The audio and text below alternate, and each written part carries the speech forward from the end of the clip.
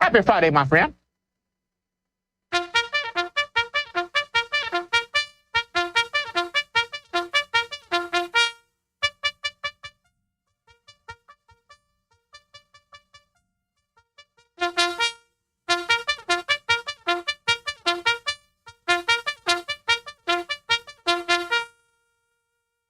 Hi, this is Alan. I like IRONWORX because it's where everybody knows your name, and they're always glad you came. I love IRONWORX with Josh, Walt and Zack. It's like sitting in your front room having a cosy chat with your best friends. Hi, it's Diva here, and I just want you to know that IRONWORX with Josh, Walt and Zack, it's definitely my favourite dose of reality. Come join the family and keep it flat. Why sleep in when you could get your dose of iron in the morning? Listen to the IRONWORX. This is Enlightened Dawn. Roses are red, violets are blue. ironrealmmedia is the best on the plane. To this show, I will forever be true. You guys are truly the best, and I love you guys. I'm so thankful to have you in my life. Do you like listening to space letters from Never a Straight Answer? Then tune in to the IRONWORX with Zack, Walter, and Josh. Break clear of the fear on the IRONWORX and become an Iron Scout. Good morning.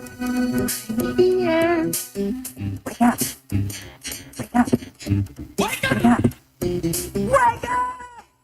What is dark matter? Okay, we don't know. That's great. That's why it's called dark. It's exactly. Reputable information comes from random people on the internet. Howdy, thanks, internet. The Earth is flat. It's like school in your hand. Dark matter is something we do not know what it is. We believe that dark matter is there, but we have never detected it.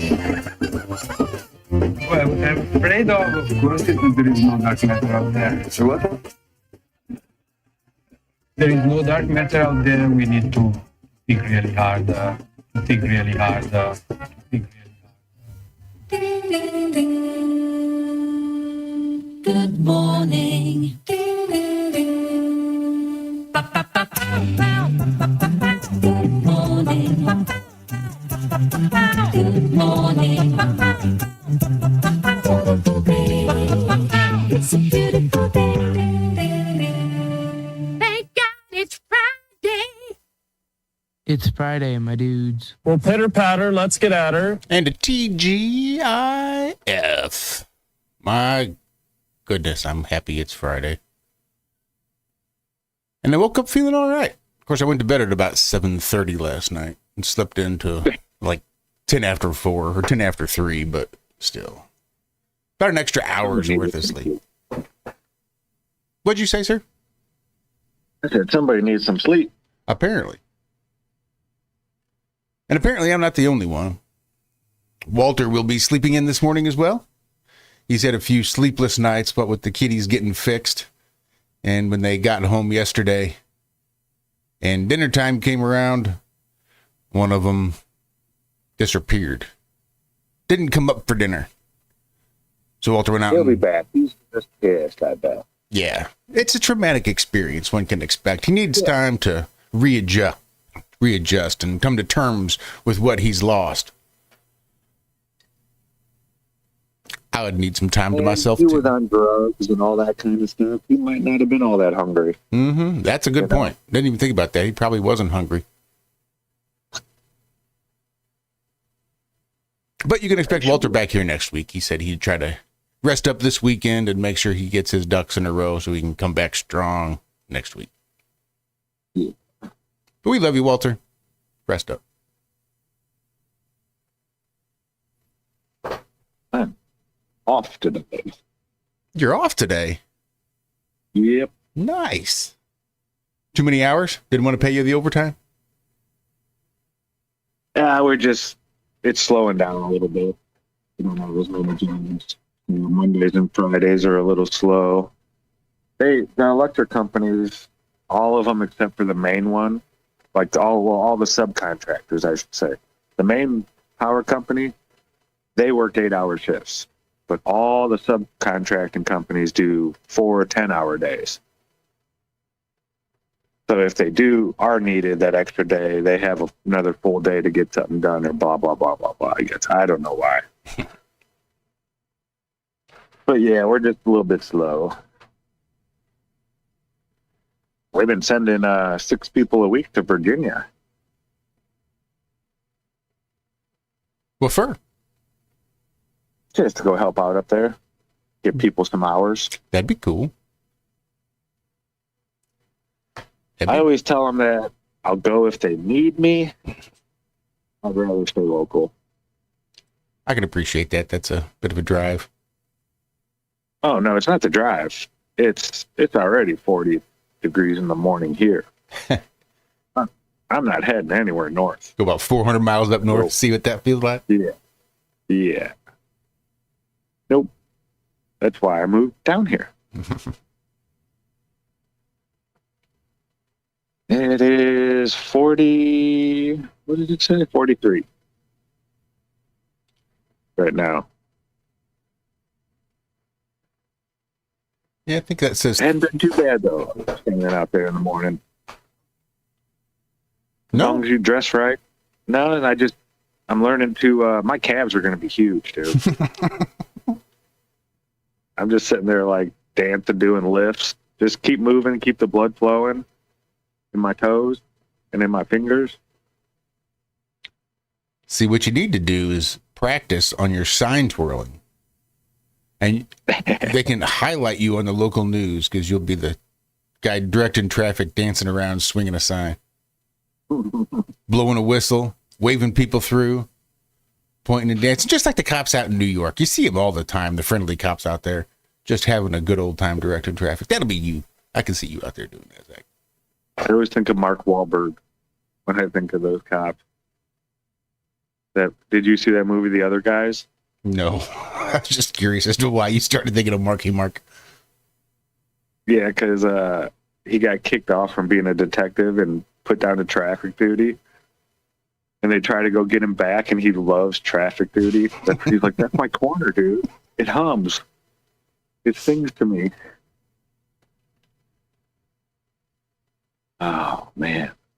Yeah, we got some colder weather coming in next week. We're going to be down in the upper 30s with lots of rain. But winter is a-coming here soon. Yeah, last weekend was lots of rain. That's when the temperature bottomed out. We're at like 38 now. We've been in the high 30s in the morning time ever since, Wednesday, I think. Wednesday, it was in the 30s, and I think yesterday was like the first actual frost. And then the weather says 38 now, but I don't trust that shit. Nothing's ever accurate. Yeah, I know. Oh, man. So it looks like there's 25 or 24 states, something like that, that will not be giving out any SNAP benefits next month. That sucks. Unless the government opens up. Yeah. I think that's kind of bullshit. That is way bullshit, dude. That's going to cause some serious turmoil. I mean, when people don't have food, they get desperate. That's when you see people start doing things that they wouldn't normally do. Yep.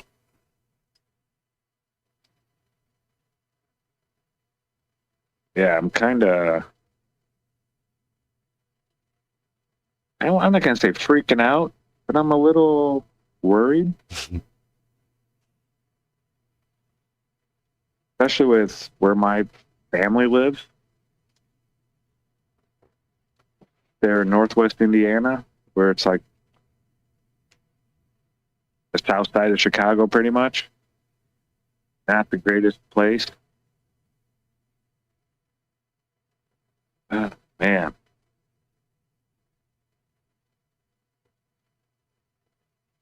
Trump says he's cutting off trade negotiations with Canada now.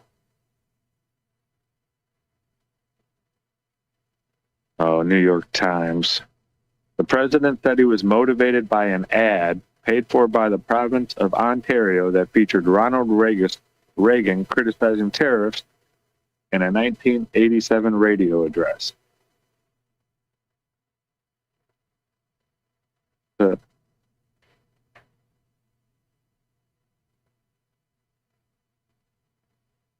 It's about time he turned his attention north instead of south. I heard him talking yesterday about how we just don't need to declare war on the drug cartels. Now that they've been termed a terrorist organization, there's no need to actually go and declare war. If they bring drugs in, we'll just kill them. Isn't declaring them a terrorist organization declaring war? No. It's like war light. So when they say, well, we don't need to declare war. If they bring drugs in, we'll just kill them.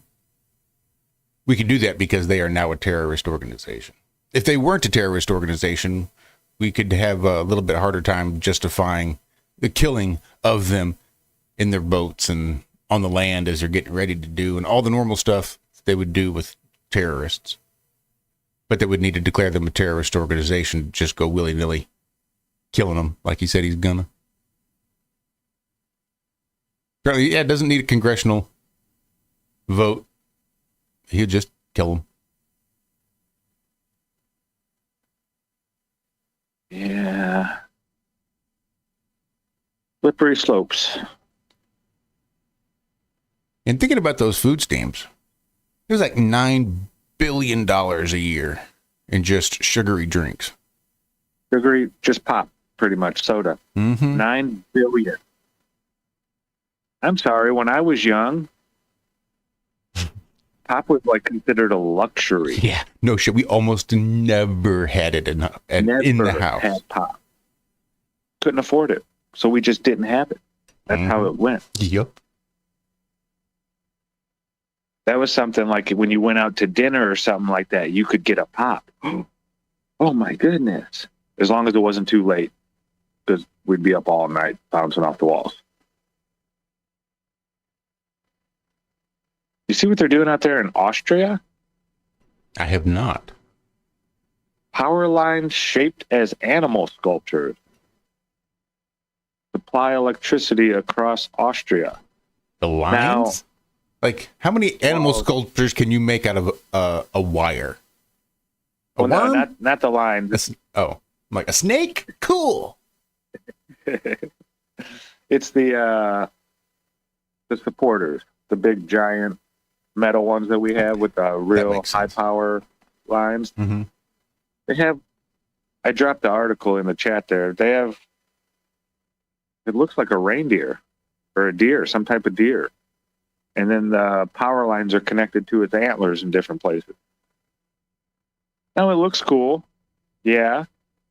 But it also looks like you spent a whole lot more money putting that up.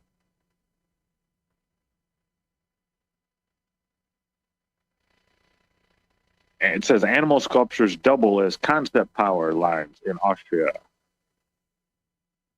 Concept power lines shaped as animal sculptures can supply energy across 9 states in Austria. Dubbed the Austrian power giants, these electricity structures are molded depending on the animal representing the state.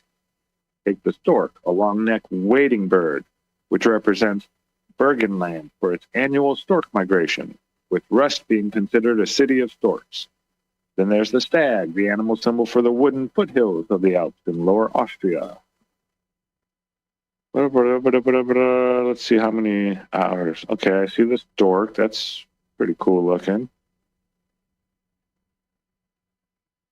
Okay, so it's just the stork and the stag have been designed for presenting so far. Okay, but why? Is even okay? They expect that these nature and blah blah blah blah blah blah blah blah. They add that traditional power line designs are not publicly well received across the country's region.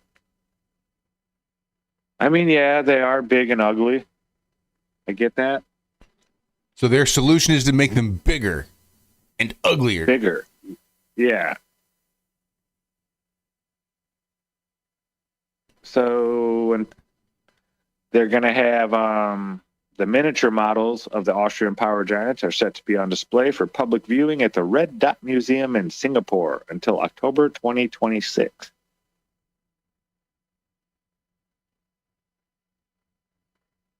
View of the stork, view of the stag. Yeah, wow, it does look pretty cool, especially from a distance where you could barely see the power lines. That bottom picture looks kind of cool. I would really prefer it be AI or computer generated because it's a pretty idyllic scene. A little lake, green pastures, rolling hills, and this big old fucking metal reindeer. Mm-hmm.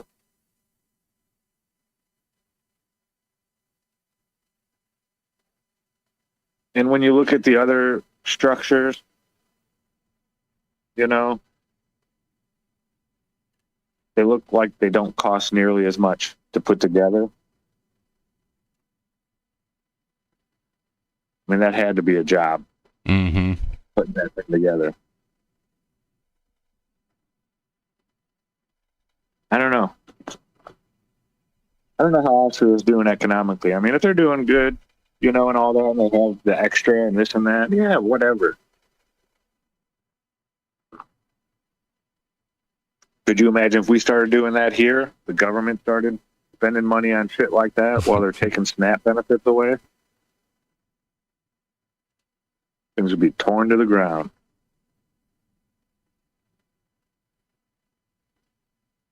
So it looks like they're destroyed. They've pulled down the east wing of the White House.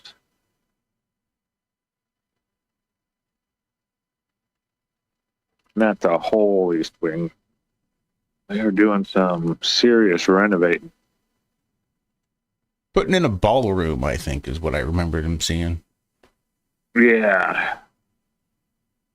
That he and his donators put up $200 million to build. Allegedly.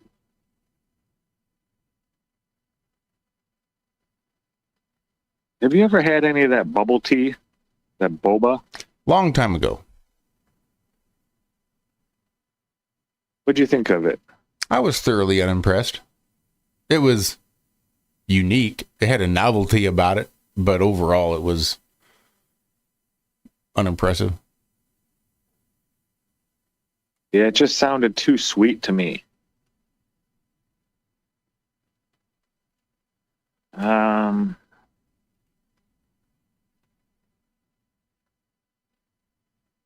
Ooh, so the tapioca pearls, those little bubbles, are made from cassava starch. And the root vegetable readily absorbs lead and other heavy metals from soil as it grows. Large quantities can slow stomach emptying, a condition called gastroparesis. And in some cases, it leads to complete blockage. It also affects kidney health. Taiwanese doctors removed over 300 kidney stones from a 20-year-old woman who'd been drinking bubble tea instead of water. Jeez. They said this extreme case probably reflects exceptionally high consumption. Yeah.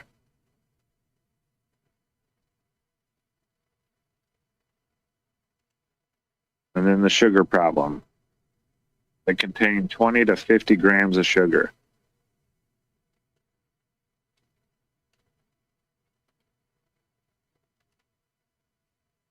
In California, the drink is considered contributing factor to the youth obesity epidemic. Really? That's where you're going to be?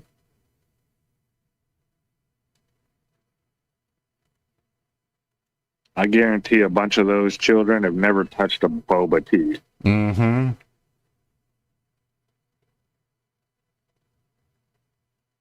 Yeah. So somebody fell into a nuclear reactor cavity. Wait, what? Palisade nuclear plant.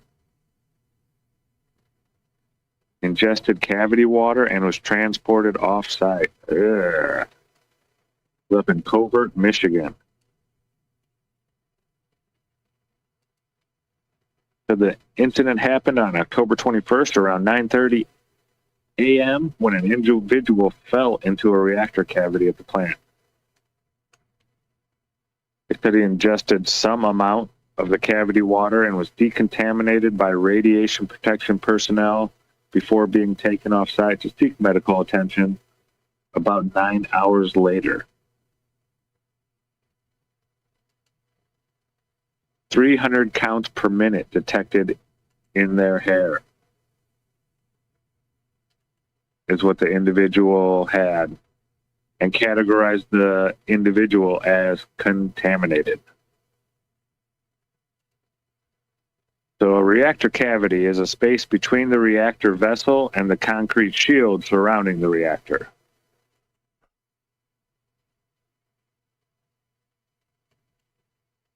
He was wearing all required PPE, including a life vest, which is standard when working near the pool without a barrier in place. He was promptly assisted from the water, evaluated, monitored, and decontaminated for removable contamination in accordance with established industry standards and safety procedures. The radiological assessments are ongoing and are expected to confirm exposure well below regulatory and administrative dose limits. The worker sustained minor injuries from their fall and has since returned to work.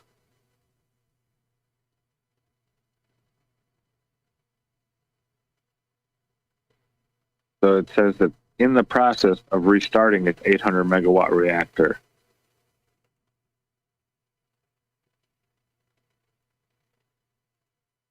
So this will be the first nuclear power plant in the United States, scheduled to restart its reactor after its fuel had been removed.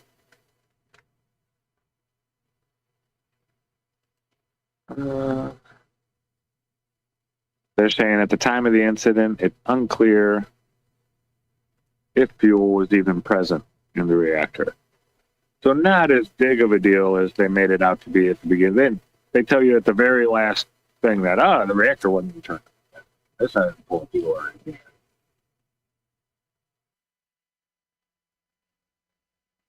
Yeah, that was definitely a, well, I don't know if it was an advertisement really, or just, I don't know who it'd be advertising for.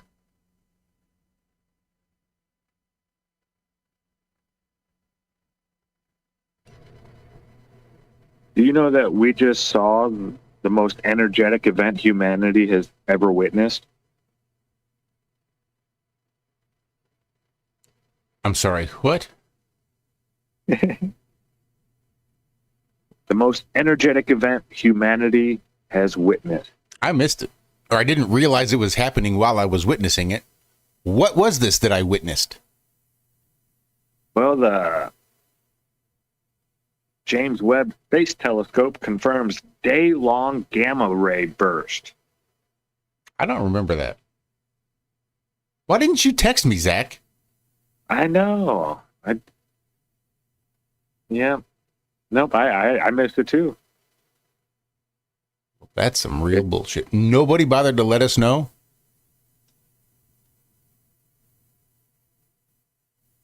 So the greatest release of energy in human history,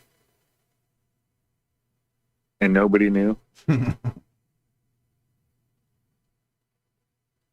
Right. Well, I thought everybody knew because we witnessed it.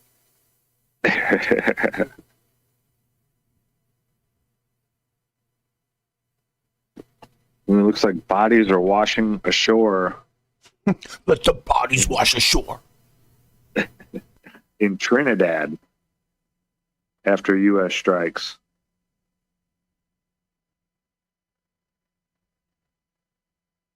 Drug traffickers from Venezuela with burn marks and missing limbs showing up in its territory. Dead bodies and some very energetic fish. Man, wouldn't that be horrible? Especially like a child walking down the beach. A couple kids picking up seashells or something like that. Find that. Mm-hmm. That's a little different than animal remains or something like that. You're supposed to find stuff like that. But not cartel members with missing limbs and stuff like that. That should have been cleaned up. I'm sorry. I mean, I get it. You can't find them all. I'm sure some of them get exploded straight down and don't come back up in time or whatnot. Yeah, I had watched that night vision one of, it was only like a 5-second clip. Just shows a boat in the water going along, and then poof, a big puff of smoke, and it's gone. And I get you're going to burn off a whole lot, but given the strength and fatality of, say, some of the drugs that they're pushing through there, you'd think dumping them in the ocean might not be the best idea. Or blowing up boats and putting it in the ocean might not be the best idea for the fish and the marine life, the flora and the fauna there in the ocean. I mean, I get it's dangerous to go in the, but we're the U.S. military. We should be able to go and seize the boat, right? Yes. And I think he did talk about this yesterday. Old President Trump. We've been doing that. We can absolutely seize the boats. We've spent the last several decades seizing boats as best we could. Yeah, I've seen a couple videos of the guys. Those guys are nuts, dude. Standing on the front of a speedboat, and while this other boat is trying to get away, you go run up to the front and you just jump across to the other boat and like tackle a guy. Yeah.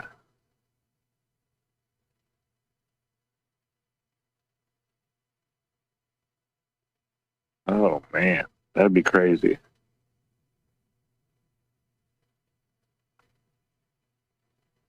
Yeah, it doesn't seem like much of a deterrent. Just capturing the boats doesn't seem like it's going to deter the next shipment from going out. Like, oh, maybe we'll get caught, maybe we won't. Blowing them up does send a much different message than just seizing them. Mm-hmm. Ooh, a New Zealand teen loses part of his bowel after swallowing nearly 200 magnets. What were you thinking? Right. High power magnets, too.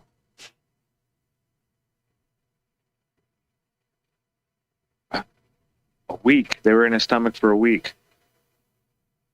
He told him it was 100 and that it ended up being much higher. Oh my goodness. That once inside his abdomen, the small metal objects came together in a destructive way. The chains were found in separate sections of the small bowel and caesium. Squeezing together, they were causing several patches of tissue to die from lack of blood.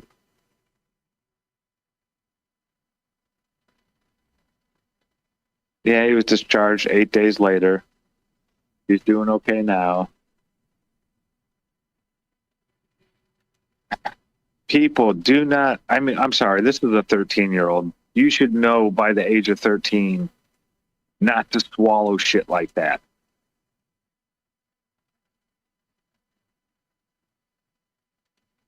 This wasn't a toddler or a 7-year-old or, I mean, 13, come on.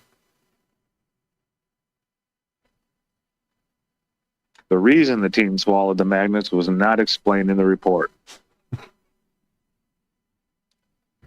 Well, it's hard to call him a fucking moron in print.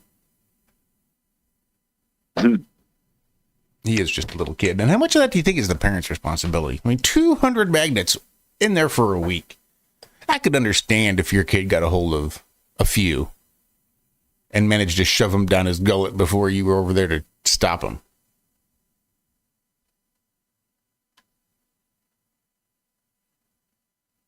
But even at that age. Yeah. I mean, he's 13, though. You wouldn't think that my 13-year-old's going to be that fucking retarded.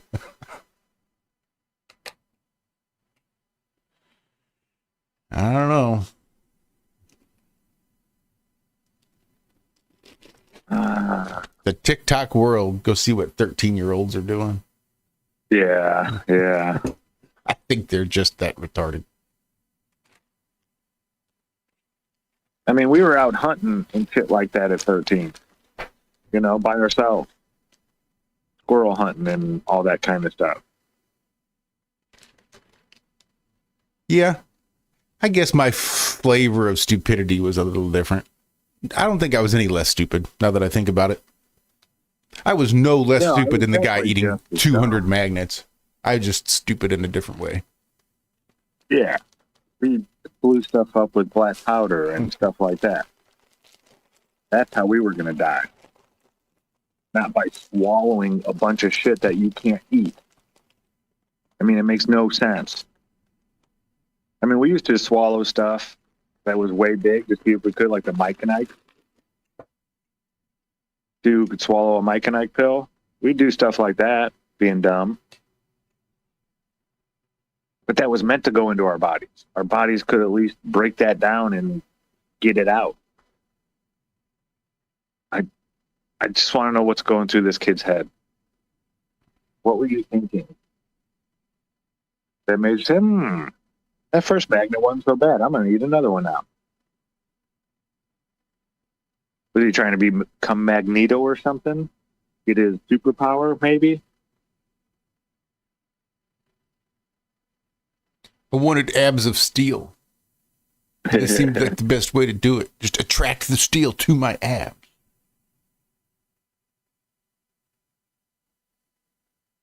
So it says the FDA has approved an eye drop that can help people regain near vision without glasses. A new eye drop called Viz, V-I-Z-Z. Originally used for glaucoma, the drops are now repurposed for presbyopia. Local patients and doctors are impressed with the results. The drops cost about $2 a day. So this isn't a drop and then you're good. You have to continually... Yeah, right, dude. No way. You think if they could, they would formulate it as a one-drop solution? Just take this Viz and you'll now be able to forever see better at close distance. Or you think like, oh, fuck that. We don't. Nah, because then it would be like $1,400, $1,500 per drop.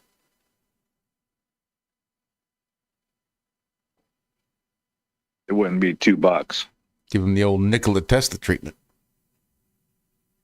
Free energy? Well, fuck you. How can we bill that? Where does the meter go?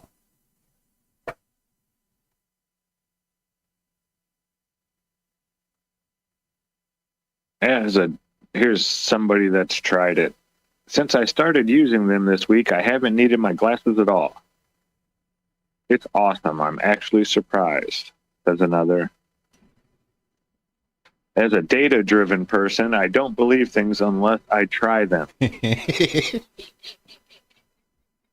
You just sound stupid. Data-driven, I try them. You can read data, or you could try it yourself, right? They're not the same thing. As a data-driven person, I don't believe things unless I try them. See, to me, then you're not all that data-driven, are you? Unless, of course, he's just very verbose. And he's just trying to come up with an interesting way to call himself a lab rat. When he says data-driven, he means he is driving the data. I'll experiment these test eye drops to see if they actually fix my vision. I mean, it's not like he's super interested in all the data that's out there for these eye drops because they're fucking experimental. They just changed the usage. So it's not like he's got a whole bunch of data for use case scenario, which means he's creating the data because they've just been repurposed for this use. And now he's experimenting them. That's what he means. I'm a data-driven individual. Yeah. I'm a lab rat.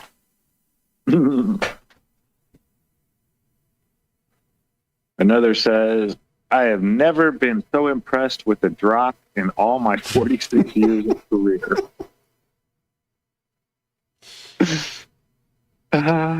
It's important to note that the drops do cause things to be dimmer at night.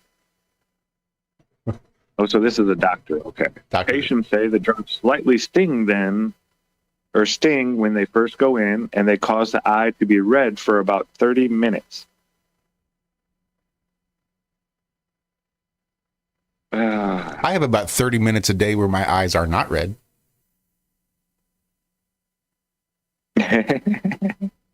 Right when you wake up?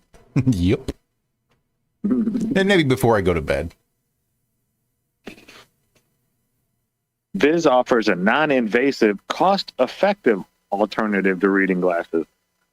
I mean, is it really that cost-effective? I know it's just $2 a day, but that's $60 a month. In 2 months, there's a pair of glasses. In 2 months, there's another pair of glasses. Or if you like the real expensive ones, in 2 months, there's a pair of glasses. So that's 6 pairs of $240 glasses a year. Not to mention the eye exams and all the other bullshit that's going to require to adjust your prescriptions over that length of time. So is it really a cost-effective alternative to reading glasses? I would say no. Maybe if you're just going for like how much you paid for the pair of glasses you're wearing compared to the drops you're using for today or this month. Yeah, it's cost effective. But if you don't break a pair of reading glasses every month or every couple months, then no. And I'm sorry, reading glasses are not like glasses, right? No, you can go to reading glasses for like $10. $10 up at the grocery store, right off the shelf. Yeah. Cheaters, no issues. So is it really cost effective? Nah, not. It's income effective. Mm-hmm. The only reason I would even, I mean, I'm not going to do this, but I would even consider it is that this is something they've been using for a long time, right? For other things as well.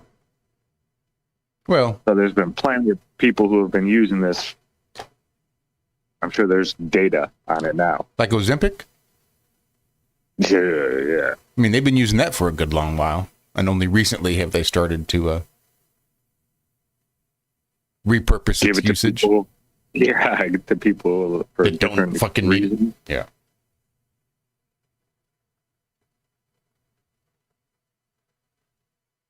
Man, a lot of credit card companies, a lot of big businesses having their settlements. $14 million Credit One bank settlement and a robocall settlement. You can get a $1,000 payment. Blah, blah, blah, blah, blah. I have Credit One. Where's my fucking $1,000? Hey, go check.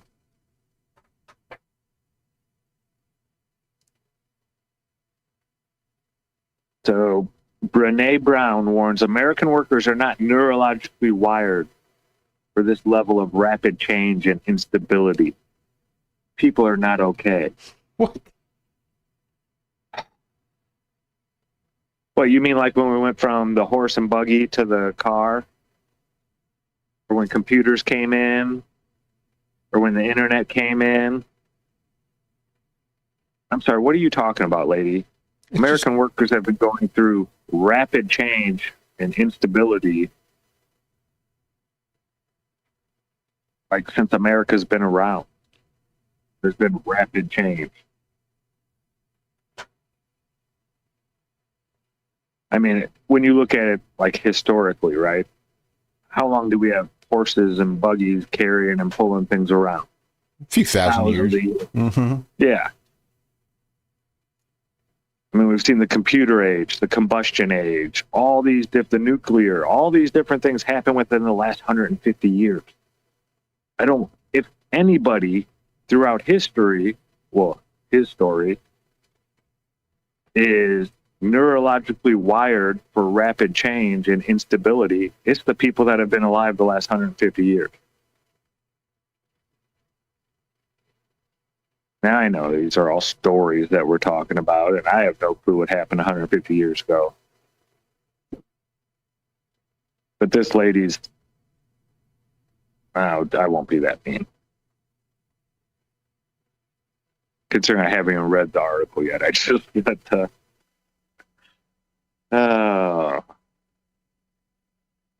but no, that just sounded dumb. I'm sorry.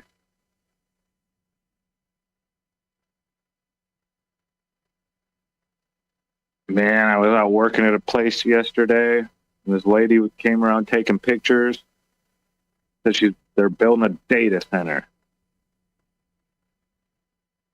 I think it should be a prerequisite. Data centers also need a small little power plant to produce their own power.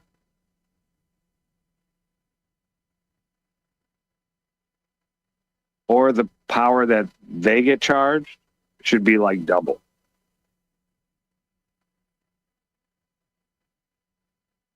This isn't life-saving. This isn't, when I talk about hospitals or people on respirators, there's people out there that aren't going to be able to turn their electricity on that actually need it because of all these data centers going up all over the place.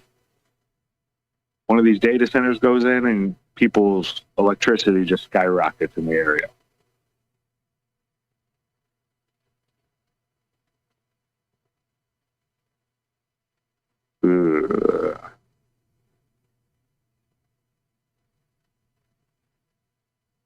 So it looks like it says Norway has succeeded in producing energy floating above the water. Not just solar panels, but something more.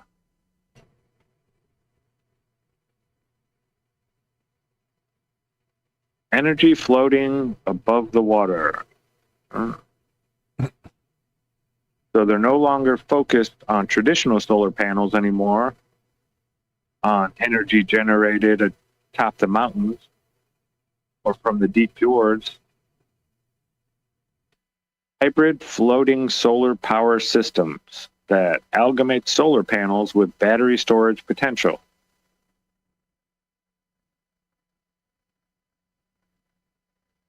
This is an ad.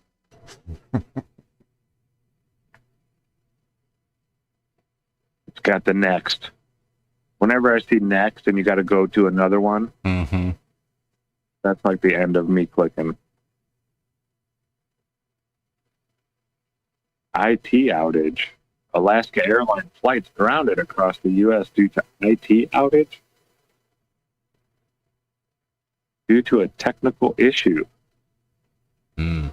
That's eerily vague. Yeah.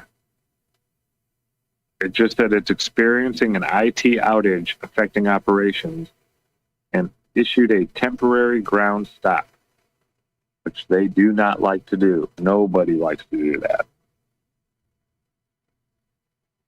The airline didn't say how long the outage would last or how many flights were affected. It said it was actively restoring our operations. It also affected Horizon Air. Don't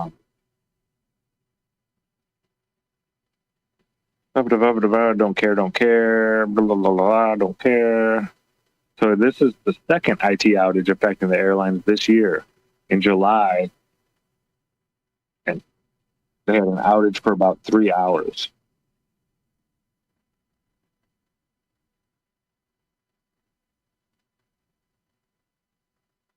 They're bringing up the lack of air traffic controllers. Blah, blah, blah, Trump's blah, fault. blah. Fucking Trump. Yeah. The BBC, you got to throw that in there.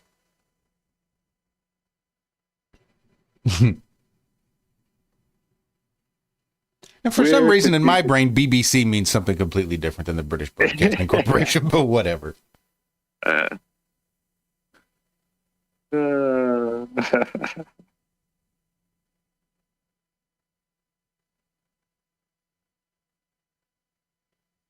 Jeez. There's a bunch of great whites off the California coast right now.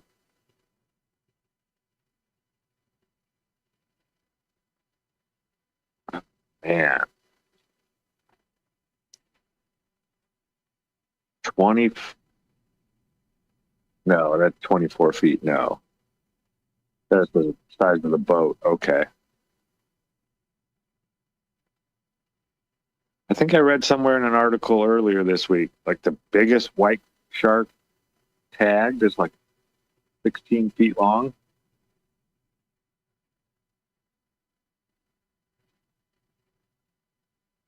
That's just crazy scary to think about, too. And we still don't know a whole lot about them.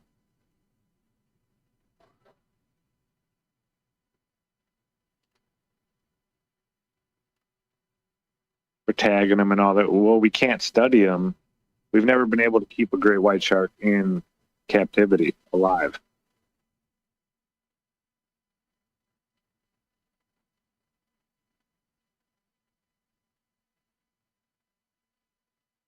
We got a tropical storm, Melissa, now forecast to become a major hurricane as it trends towards a concerning track. Should hit hurricane status by Saturday morning. Looks like it's down there in Cuba, Jamaica, just south of Jamaica, maybe.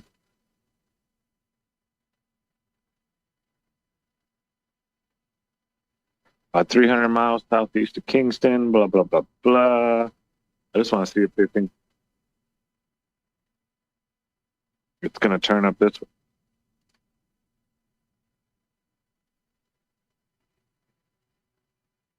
Hispaniola, Haiti, Dominican Republic. You're going to see lots of rain. Jamaica could receive torrential flooding.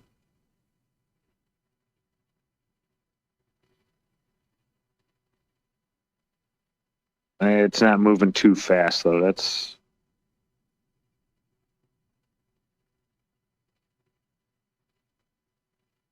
No, they're not mentioning anything about it coming up near us. Is this the threat to the U.S.? Here we go. Direct hit on the mainland U.S. is unlikely,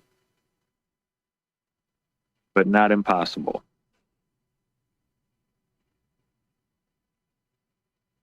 It said the storm's most likely impact to the U.S. could be some rough surf and rip currents along the East Coast next week.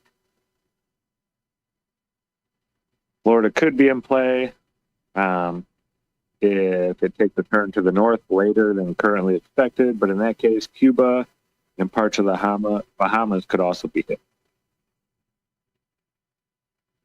So yeah, they're not thinking it's going to be hitting U.S. landfall.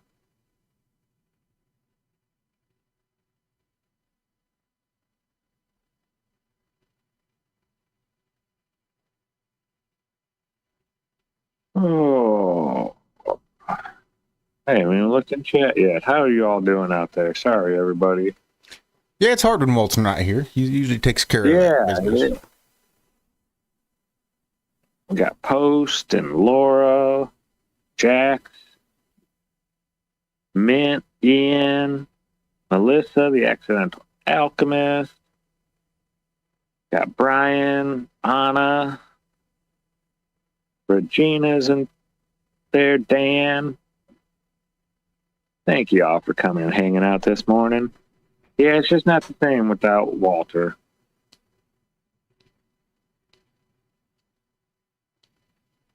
And Logan. Welcome, Logan. Yeah. I know. You guys are always here. You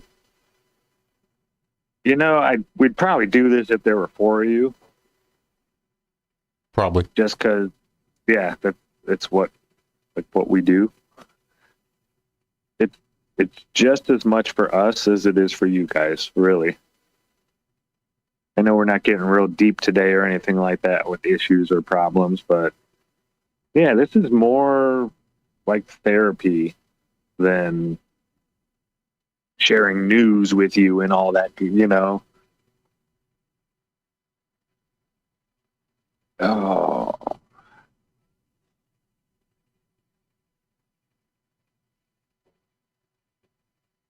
We probably Yeah, would do big it if it was only love. 4 of you, but I gotta say, sometimes it gets tough. I see shows out there, stuff on YouTube that I think is just absolute dog shit, getting thousands of views. I think, well, how in the hell is this even possible? Are we really that bad that we can't attract any sort of growth in our audience? Are we just in a constant state of constriction as far as subscribers go? Well, yeah, we got shadow banned, man. Still, we used to be able to slowly climb. Yeah, I know. It's totally stopped now. I don't know that we've gained any. We just lose them. And that's frustrating.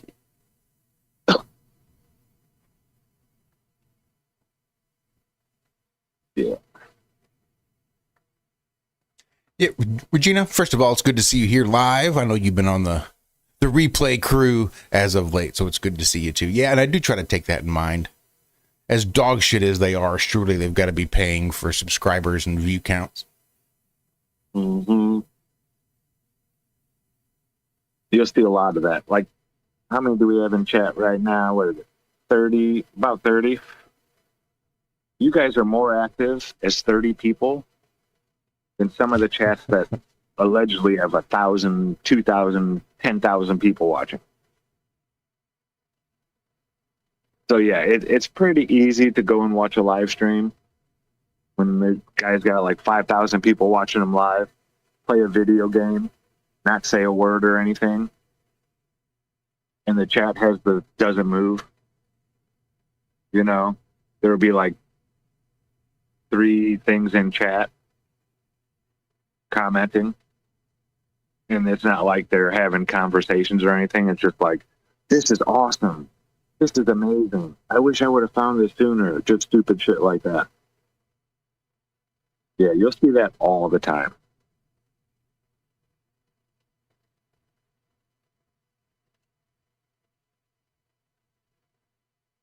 Same scouts every time.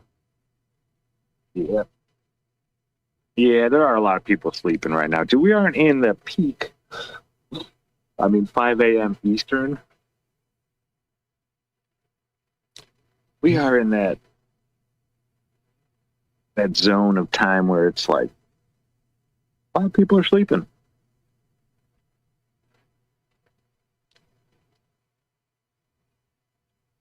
I do. Oh.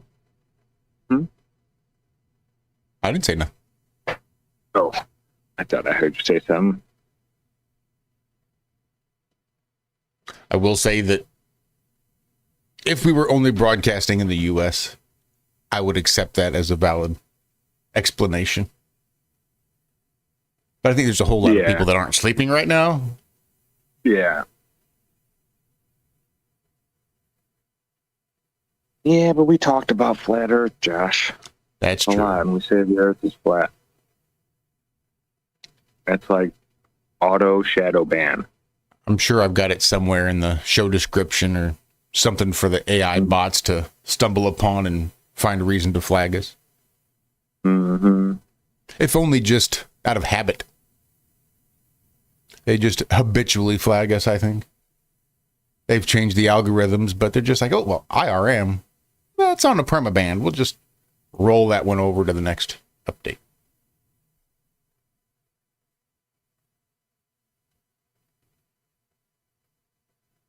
That said, I don't know what my life would look like without you guys here.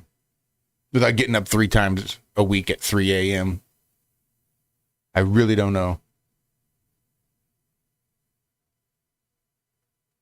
I know we've been doing it so long, it's hard to even imagine. Mm-hmm. Yeah, like I said, I really don't know what that would look like.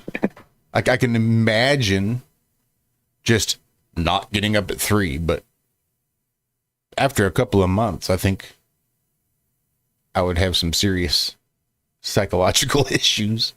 Well, even more serious psychological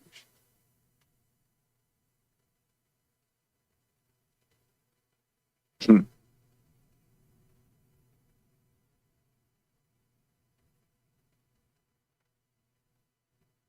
Oh, down in Anderson County, bomb was not found in fast food restaurant.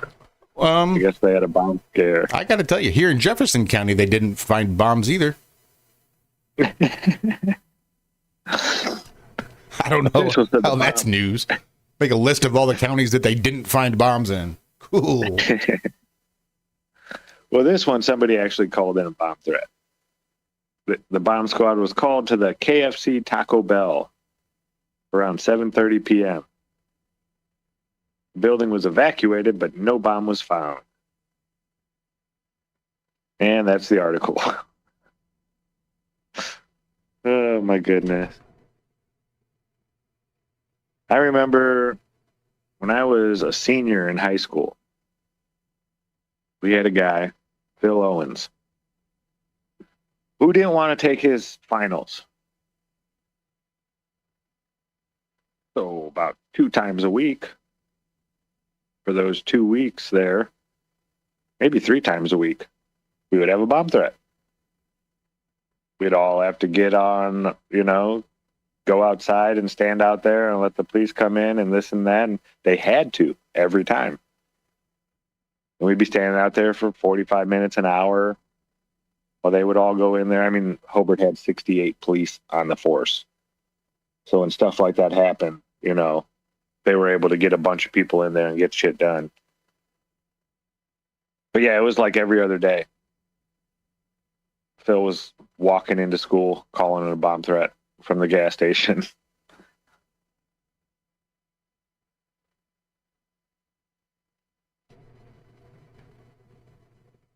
Sorry, what I missed. I had to go find my eyeballs because I don't get the free fucking drops. The $2 drops. I was just telling about a kid in school. Didn't want to take his final exams. So he had his own bomb threats called in. For those 2 weeks, I think we had 6 bomb threats. Oh, Jesus. Yeah. Like on his way to school, he'd just stop at a gas station, hit 911, call in and say, hey, there's a bomb at the Hobart High School. Have a nice day. We all get taken out of class and stand outside 45 minutes to an hour. Then I'll go back in. Then the tests were all messed up for that day, right? You don't have time because they're all time allotted tests. So we're going to redo these tests on Wednesday. Oh, Wednesday comes around, we have another bomb threat. We're going to redo these on Friday. Friday comes around, we got another bomb threat. Yeah, Phil didn't want to take his final. He thought he had a way to just keep getting around it, but eventually they caught him. And I'm sure they just had cops sitting there because it's not hard, There's only so many roads and so many phones that you could stop at to call on your way to school there. We didn't have all the cell phones and stuff back then. Well, we did, but it was like you carried it in a big duffel bag. No kids had them. So yeah, I'm sure that's how they caught him, but he got caught.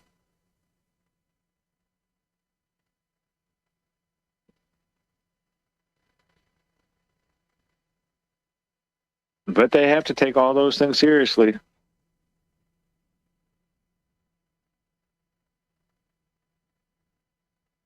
Oh man, good. They're finally here's a food access map during SNAP uncertainty. A map of the whole state of South Carolina that shows all the different food banks and food pantries and all that kind of stuff. I couldn't believe this one lady bitching about the free food that she was getting. All I got was potatoes and onions and celery and some more vegetables. And then I got some chicken and some rice. I didn't get any cookies. I didn't get no soft drinks at all. No. It's like, you were just given food that you can live off of. Yeah, you don't get to just open it and put it in the microwave and take it out and eat it. You're going to have to actually do something with it to eat, or you're just going to eat raw vegetables. But you were given food, and you're complaining about it. You know how many people are out there in this country, I'm not saying around the world in third world countries, in this country, that go to work all the time and can't get benefit, stuff like that, that would gladly accept something like that. I think there's a lot of rage bait out there too. A lot of people just making up bullshit. Oh my God. I need my food stamps because I don't need to have a job. It's your guys, the taxpayers' job to support me. I ain't doing shit. Just give me my free money. And everybody gets all pissed off, and he's like some sketch comedian just making shit up. Mm-hmm. Yeah, there's a girl that's been doing this for like a year now. Because she was making like $2,500 a month off TikTok. Driving around a 2025, whatever, getting $2,400 a month in EBT, living on Section 8. And then couldn't believe it that because she's making money on TikTok, she didn't consider that a real job. So she shouldn't have to turn in those earnings to the federal government. That's just extra in her eyes. But she doesn't have enough time to work 15 hours a week or go do community service. Sends her kids off in the morning to daycare for 9 hours a day. That was being paid for.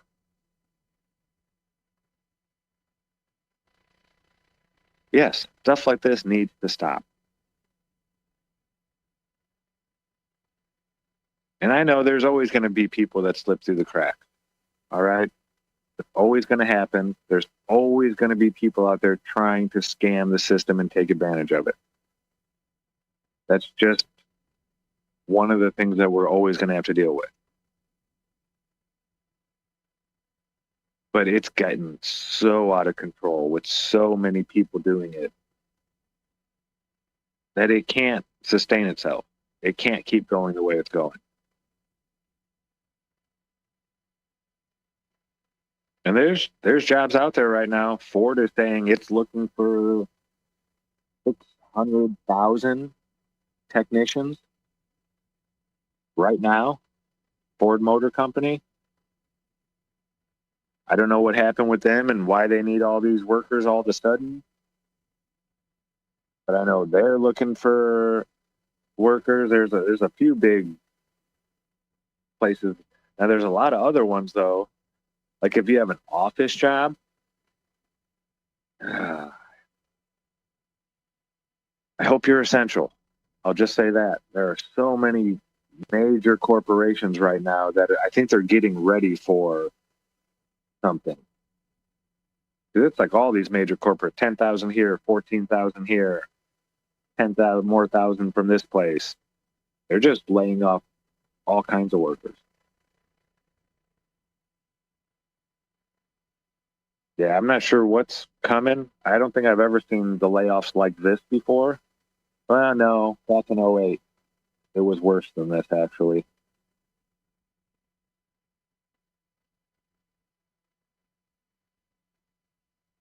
Do you think we even recovered from 2008 yet?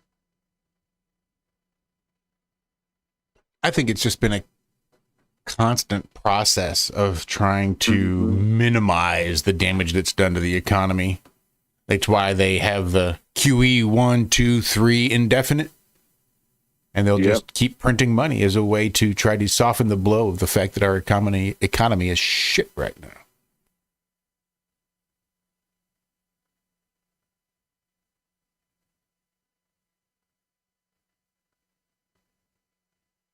Yeah, they need to. Hopefully, all this tariff stuff is going to work out really well, and maybe we won't need to be taxed anymore. That'd be nice. Instead of bringing home, what I do, bring home like 25% more, right around there. It'd be a nice chunk of change. Yeah, it would. Hell, if I could get food stamps and not have to pay for all my own goddamn groceries and I could just pocket that money, that'd be a nice chunk of change. Mm-hmm.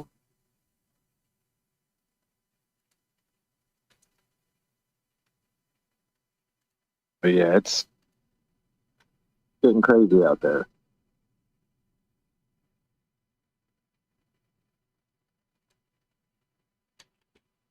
Okay, so Democrats under fire as food stamp funds run dry. 42 million Americans caught in shutdown fight. 42 million. Are on SNAP. The funds, November 1st. We're talking days, folks. 8 days.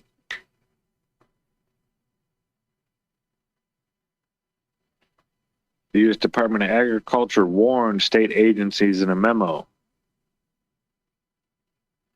that the program's funds are expected to run dry come November 1st.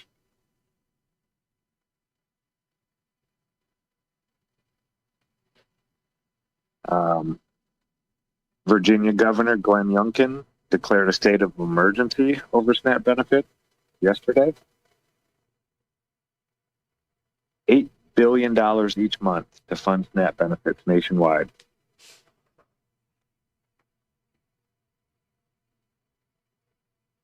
I mean, how are you going to manage that? Like, if all the food runs out and you have an entire population of starving and desperate people, you end up with blood in the streets. What if, say, 15% of them just don't get food? There's plenty to go around. Everybody else is eating fine, but 15% of the population just doesn't get to eat. What's that going to look like? Trying to spill blood in the streets, trying desperately to rob people to be able to afford formula to feed your baby. Not that you should be feeding your baby formula, but maybe it's your 3-year-old solid food. Like, if you don't have money for it, you don't have money for it.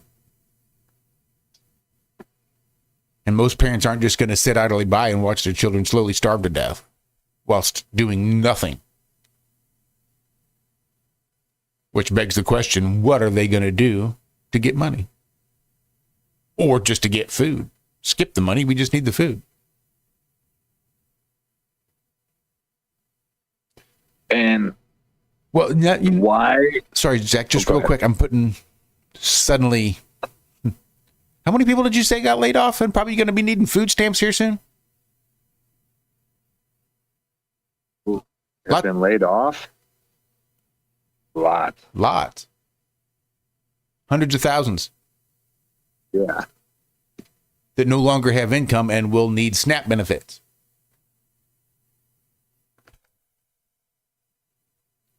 Guess that's how you force a civil war, I guess. If the damn populace just keeps getting along, no matter how much you try to pit them against one another, I guess the last thing you can do is just rip food away from half of them. See what happens. 900,000 jobs cut in the last year. And a lack of SNAP benefits. Interesting. Jeez. So this is the, oh wait, no. That's not what I wanted to read. Who is this? He said, Who is he? Oh, Cho. Who is Cho? Let's find out who Cho is. Eugene Cho, President and CEO of Bread for the World, nonprofit. Some states will feel the drying up government funding more than others. Yes, funding comes from the federal government, but the administration of it happens through local state. And so when it comes to SNAP, states are on a little bit of a different rhythm in terms of how they're conveying the reduction of their elimination of SNAP benefit.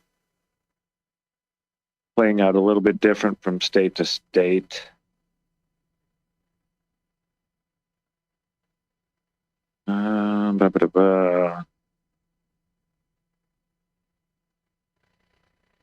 We're approaching an inflection point for Senate Democrats. Continue to hold out for health care for illegals or reopen the government so mothers, babies, and the most vulnerable among us can receive timely WIC and SNAP allotment. So I haven't really been paying a whole lot of attention to, why they shut down and this and that. I know the Republicans are just trying to advance the bill that was passed last time. No changes at all to it. We're just going to extend it. This was the one that Biden had put forth last year at the beginning of 2025. So the Republicans are just trying to say, okay, we'll just, go forward a couple months, not pass any new legislation in this bill. We're just going to extend it. And the Democrats are saying, no, we want to make sure that illegal immigrants have access to health care.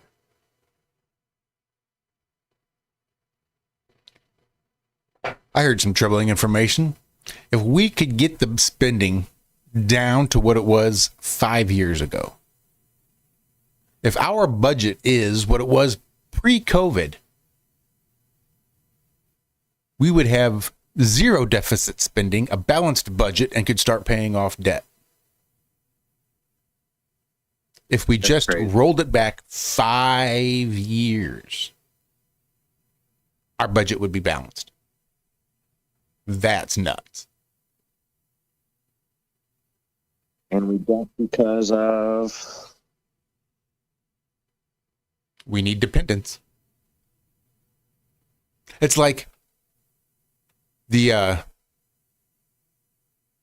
young woman with serious daddy issues that wants to get pregnant so that she could have someone who will love her because her baby will give her unconditional love.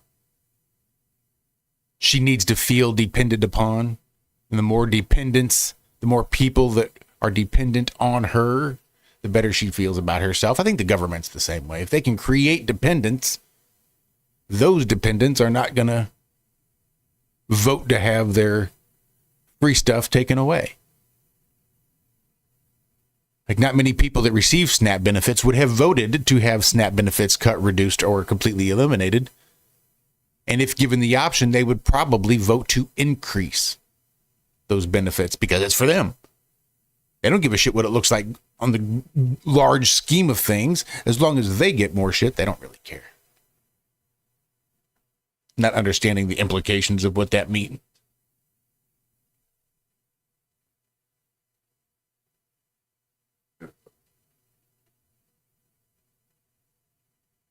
You see that crash over there in California? No. Trucker, drunk. Oh, the one that was drunk and high and killed a few people? Yeah, another 21-year-old illegal immigrant. Couldn't pass the English test. Given a CDL from the state of California.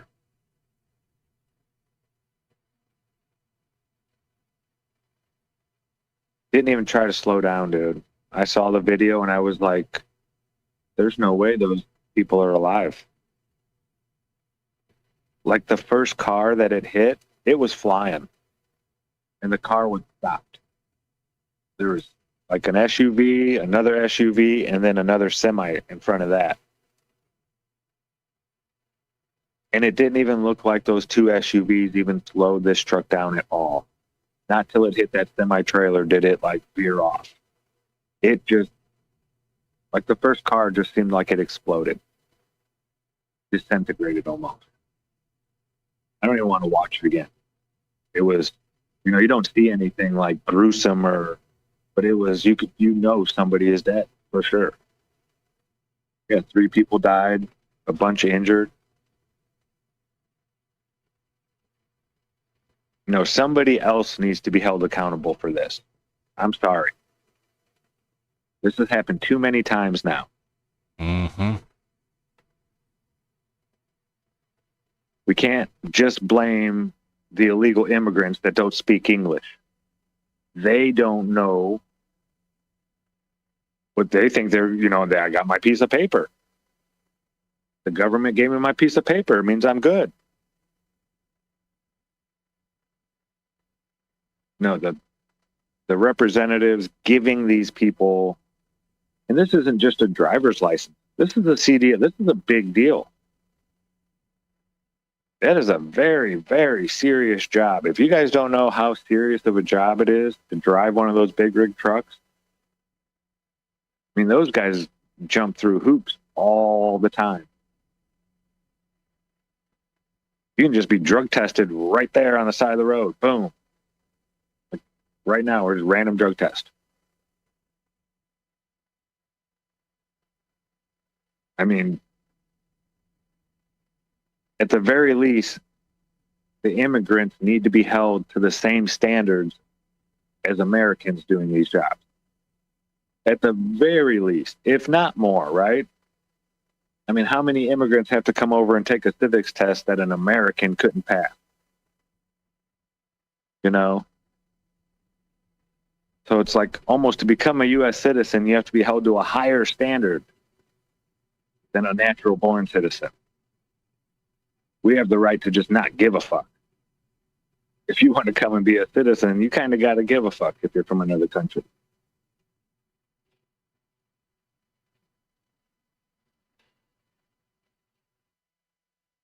Looks like Uber made a deal with the EV companies. I was wondering where they were going to get that extra money from now that they got rid of the tax credit. So Uber will pay drivers $4,000 to switch to EVs as it rushes to meet its pledge for 100% of trips in electric vehicles by 2030.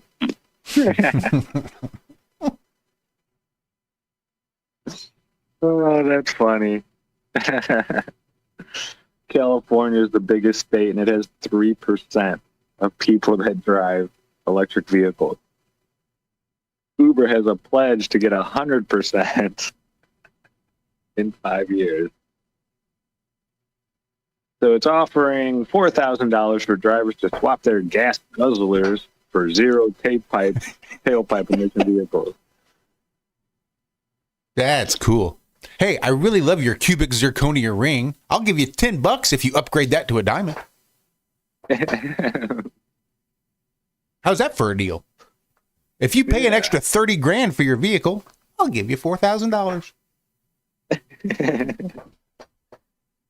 It's also dropping its Uber Green branding in favor of the more simple Uber Electric.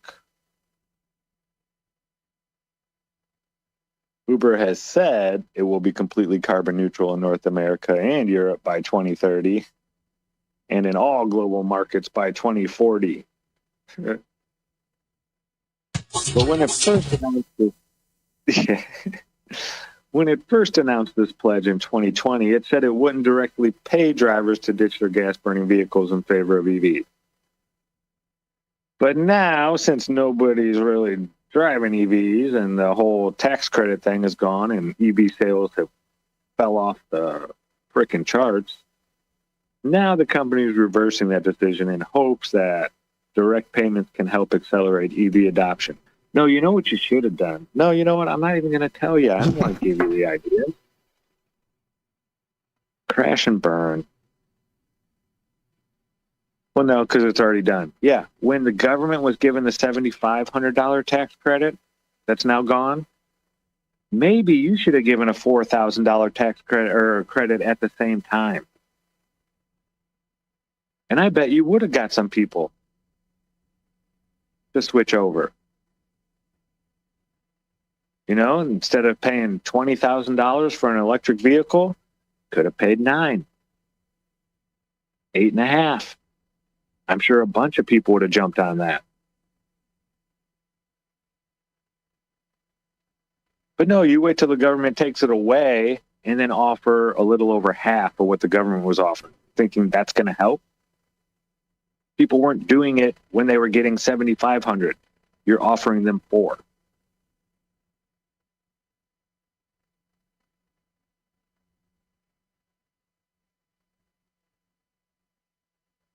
What? Uber notes that the $4,000 amount was the same as the recently expired federal tax credit used for EVs. It says up in the thing that it was $7,500. And now you're offering $4,000 and saying it's the same.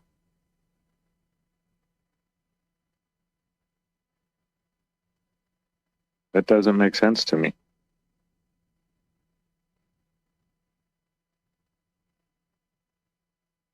So good luck, Uber. I hope. I don't know what I hope.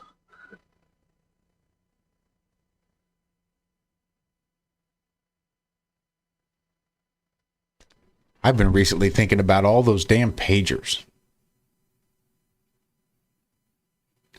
The pagers and what was it? It was something else. The ones that the Israelis decided to build the back door and put little explosives in and then sell them off to Hamas. And once they realize there's enough saturation of these radios and things, they're in Hamas, they just hit the back door button, blow them all up, and kill and injure a bunch of people.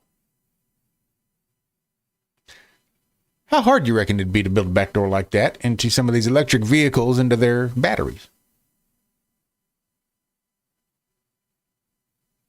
Because it's not like you can do a whole lot once one of those batteries explodes and bursts into flames. You just got to kind of let it burn itself out.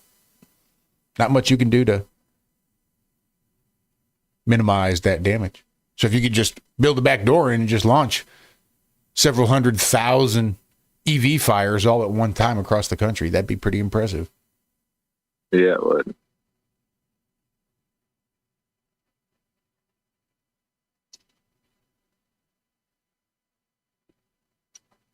Yeah, we don't have the natural resources even for everyone to drive electric vehicles.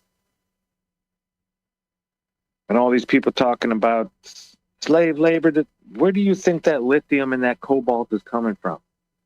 Have you seen any of the videos of this cobalt mines and all that? Now, true, that could be the gas company putting on shows for people. I'm not over there. I don't know. But we are talking about third world African countries. You know? It's, yeah, I don't know.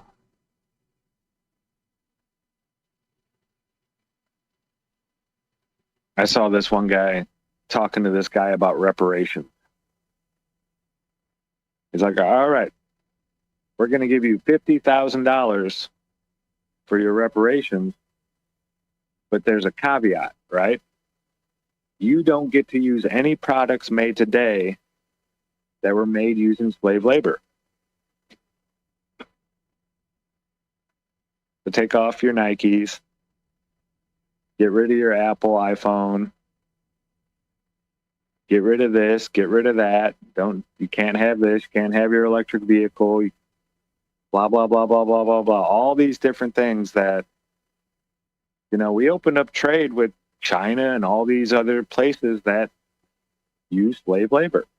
It's just never should have been done, destroyed our economy.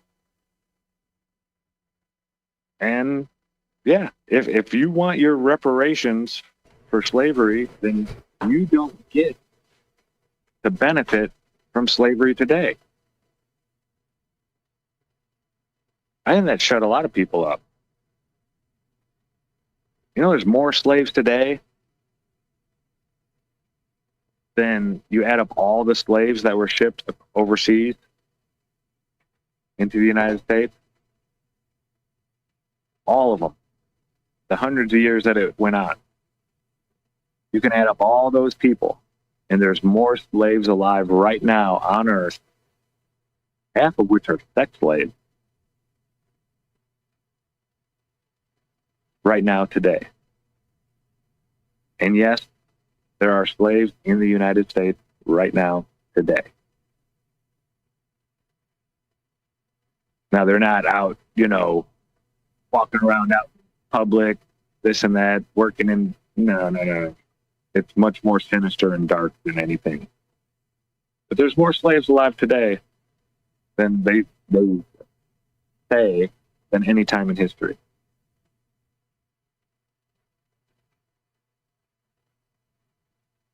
I think that's a little bit more important than making up for something that was done 150, 170 years ago, whatever. But that's just me.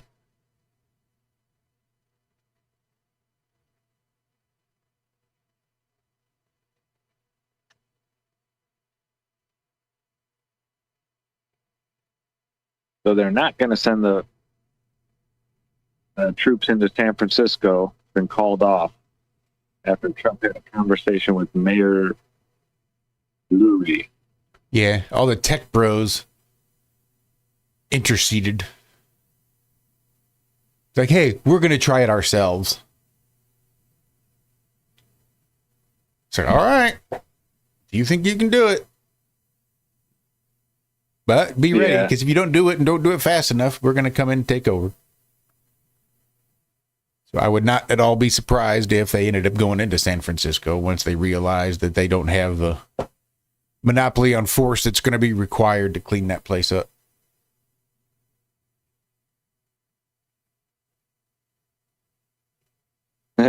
Trump's, after he said, okay, great people like Jensen Huang, Mark Benioff, and others have called saying that the future of San Francisco is great. They want to give it a shot. Therefore, we will not surge San Francisco on Saturday. Stay tuned. Yeah, that's stay tuned. Wonder how long he'll give them.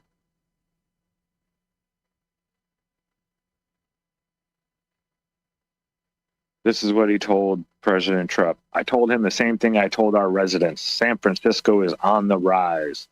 Visitors are coming back. Buildings are getting leased and purchased. And workers are coming back to the office. In that conversation, the president told me clearly that he was calling off any plans for a federal deployment in San Francisco. I am profoundly grateful to all the San Franciscans who came together over the last several days. Our city leaders have been united behind the goal of public safety. And our values have been on full display. This is the best of our city.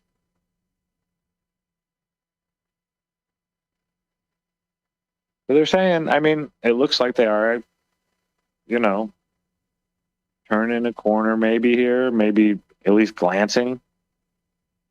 So today in San Francisco, now this is in quotations, so I don't know if any of this shit, the real numbers or not. Today in San Francisco, crime is down nearly 30% citywide.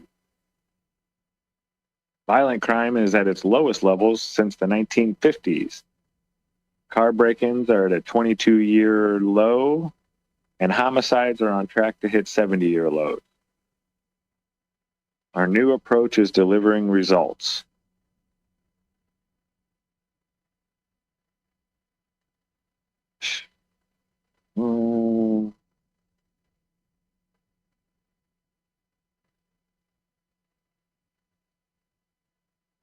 Yeah, Trump has finally, for once, listened to reason, blah, blah, blah. Oh, Governor Newsom. No, I don't think he's listening to you at all.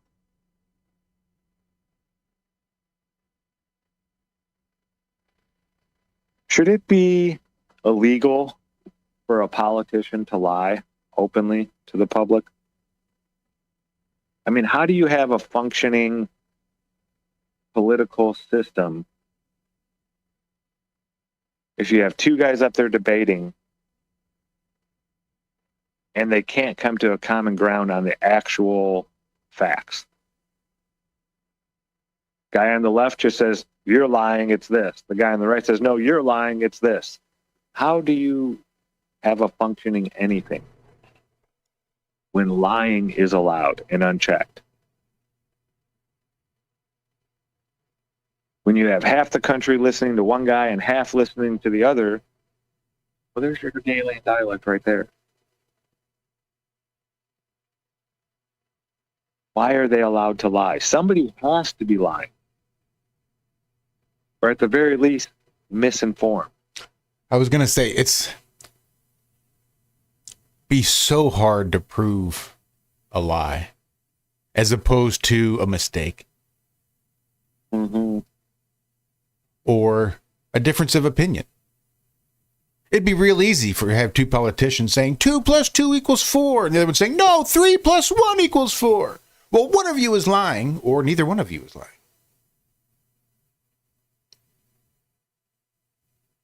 They could have completely different points of view and both be telling the truth.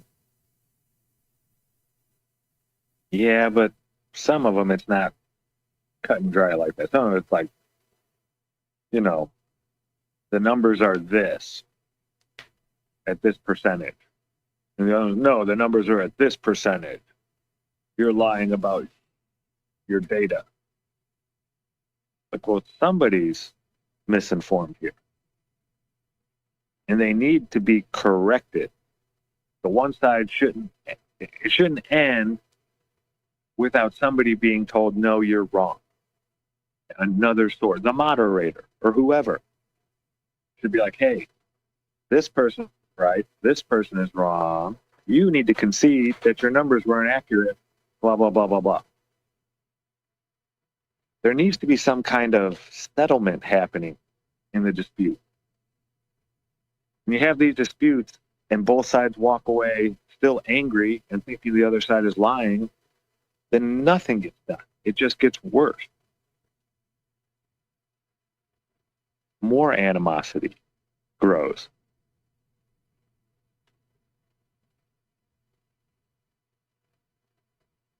So, okay, yeah, you don't need to be held, accountable so far as like prison or this or that or lose your seat. But you should be made, once people show you where you were mistaken, you should then have to be like to your constituents, mostly, hey, I was wrong about this, okay? They were right and I was wrong. Stop arguing this point then. It's wrong. We shouldn't be saying it. It's not correct. And we're sitting here fighting over things that we shouldn't be fighting over.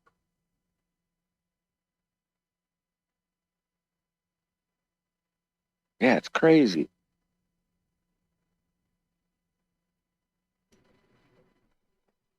And how hard would it be to get that message out there? That I was wrong? Right. Or, yeah, if someone on the left said, hey, look, we were wrong. The Republicans were actually right about this. How many media outlets you think would run it? How many people would get that message? None. Yeah.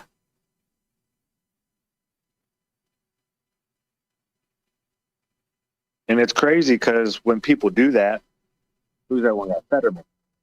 He's pretty much a Republican now. He's been calling out the Democrats for a while. They're like, hey, this is crazy. What are they talking about? What's going on? But even when their own side calls them out and says, hey, this is wrong. We're not right here. Well, you're a Republican now. You're not one of us. It's so polarizing.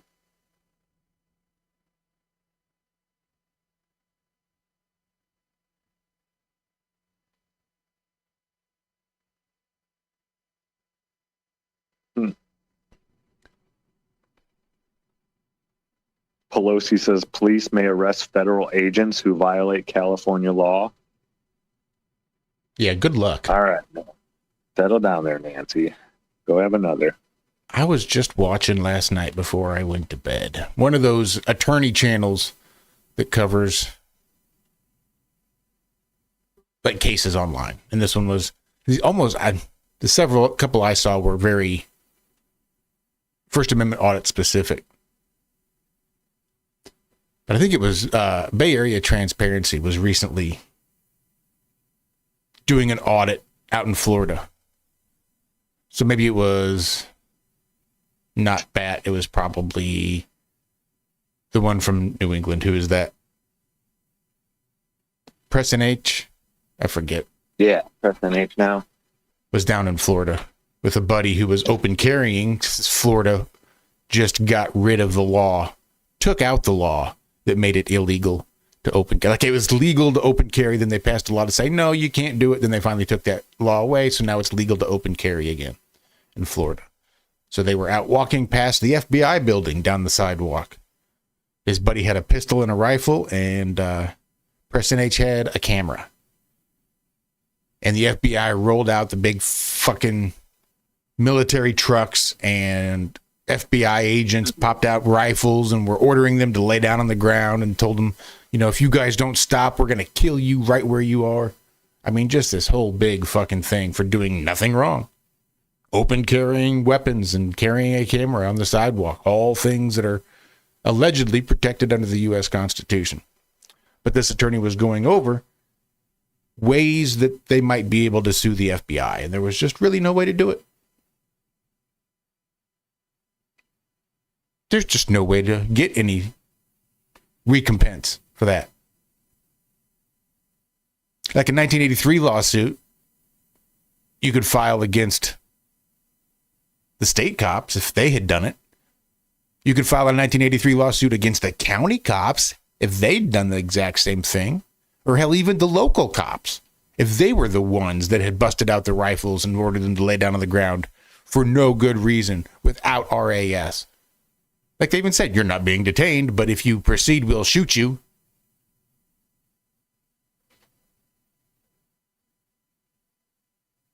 And I forgot where I was going with that.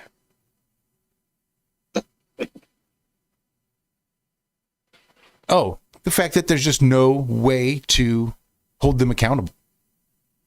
The 1983 lawsuits would apply to the local law enforcement, but it doesn't apply to federal law enforcement, except in a very, very specific case, which was decided upon by the courts. And anything that might venture outside that case, like the case was, I think, in somebody's home,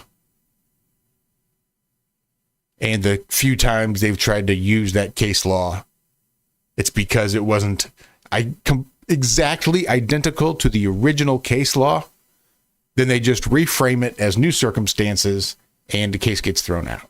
There's no real way, unless you were to exactly replicate the case law, there would be no way to get any sort of damages or recompense from the federal government.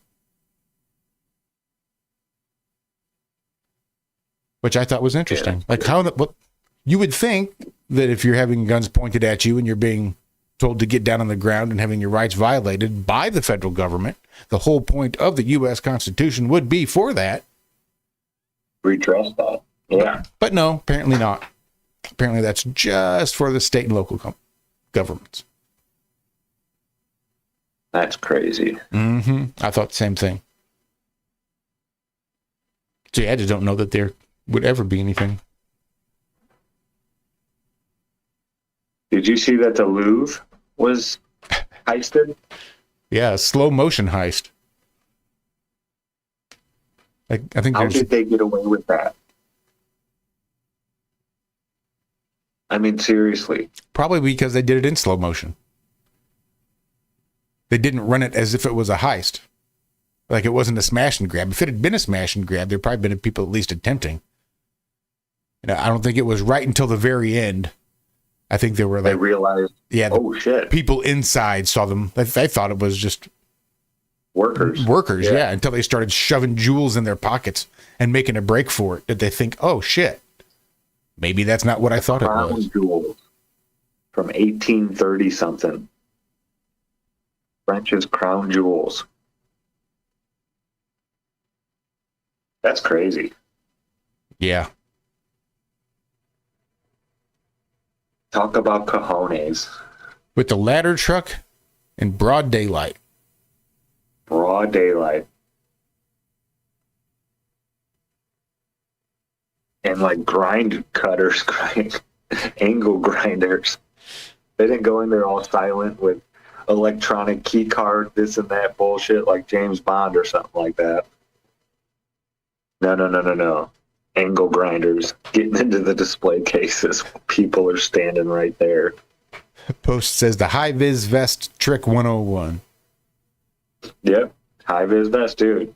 Somebody said you can get into anywhere if you're carrying a ladder. People will just leave you alone and let you go wherever the fuck you want if you're just carrying a ladder. That seems to be the case. That was in my bug out bag. I've got a green, a yellow, and an orange vest. Just in case. Because with that little thing on, if other people are wearing them, you're just another person. It's like a uniform almost. They see it and they're like, he's supposed to be there. Whatever. Yeah. Good thing to have in a bug out bag.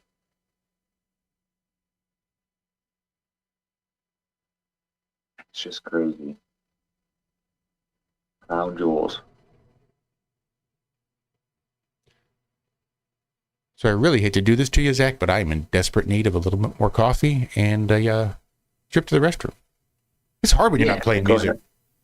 I just didn't want to throw you under there and leave you fainting again. This shan't take more than a couple minutes, so I'll be right back. All right, I'll have a chat with the chat. How's everybody doing out there today? Anybody got any plans for the weekend? I'll go check out hopefully there's a truck I found finally. It's really good price for the mileage, but it looks like it'd been sitting for a while. It was a trade-in. If you don't know, vehicles left sitting, it's not good for them. Things get gunked up and all that kind of stuff. But it's only got 130,000 miles on it. It's a nice truck, the engine size I want, the bed size I want. Doesn't have all the bells and whistles I was looking for, but you can add a lot of that stuff on later. But yeah, hopefully I'm going to be going and checking that out this weekend. Yeah, actually, it's a mechanic shop, Laura, and Critical Inception, flat earther that I've known for years now, works there. Yeah, we've had a lot of work done at this place. It's kind of a godsend that I found this vehicle here. So I really don't trust dealerships at all. Only $7,000. $7,000, 134,000 miles, 137,000 miles. And it's a 2012. Yeah, it's like almost $4,000 under the market value. That's why when I saw it, I jumped on it right away and I called. I got a hold of the girl that's working there. She already had me in the system and everything. But I was supposed to go look at it yesterday, but she was off and they had to send it to another shop to get something done to it. So it might be a little bit more than $7,000 when they get done. Usually when they have to put money into it, they always, they're not going to just eat it. No, it's a Ford F-150. Yeah, I've never had a Toyota truck. I hear they're pretty good. I don't hear a lot of complaints about, I'm not getting anything.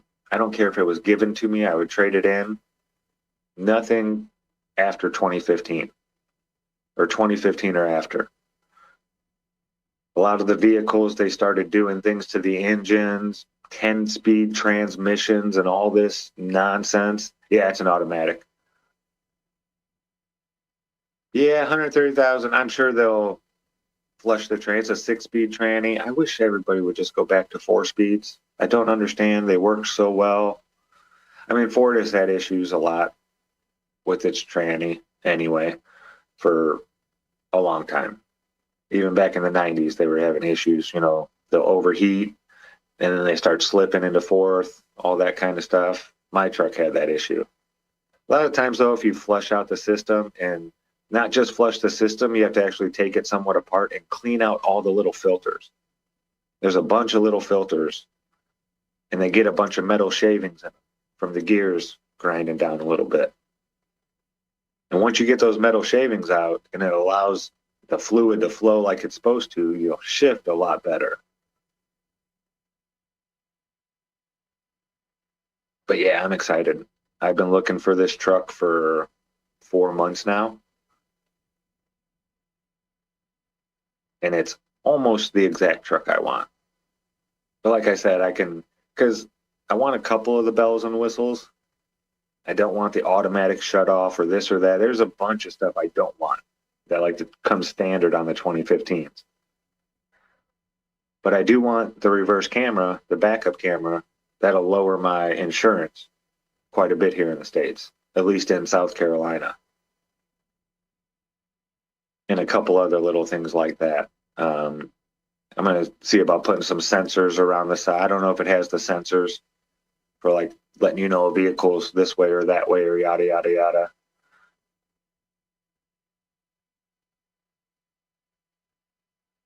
And yeah, I figure I need to get 20 and a half years. 20 and a half years and I'll be able to retire. I got 21 years out of my last truck. So we'll see. But yeah, a lot of these newer vehicles, man, they're not nearly as reliable. You don't see any of them. Well, you do. I've seen some 2020s with 400,000 miles already. So they are able to get that kind of mileage. So many of these new trucks are having serious issues. Serious issues. Like before 50,000 miles. It's crazy.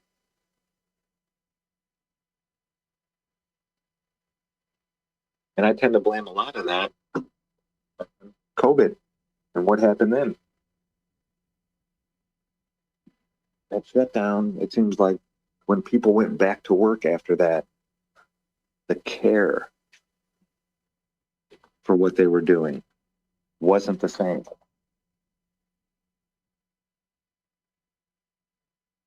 They could join the government. I was thinking about maybe getting some classes and trying to become a teacher.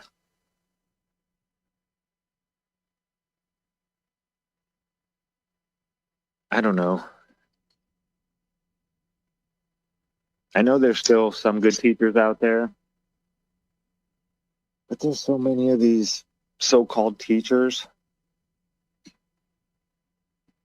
that are spending more time talking about gender, this and that, and all this bullshit with elementary school kids. I don't know how much more of this I can take without at least trying to do something to help out.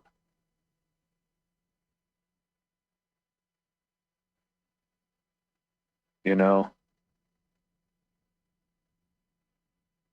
I don't know. I think I'd be an all right teacher. I don't think I could handle high school children. I don't think I have a patience for people who have gone through puberty and still act like they haven't. I have a lot of issues with that at work. Yeah, I know. I'm 46 already. I'm not saying that it's too old to have kids. It's just finding a sane woman to have kids with.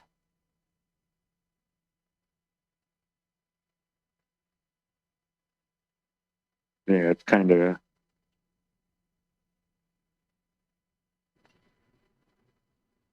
crazy out there right now.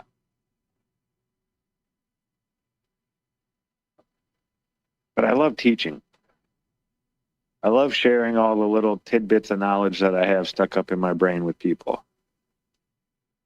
I've always been that way.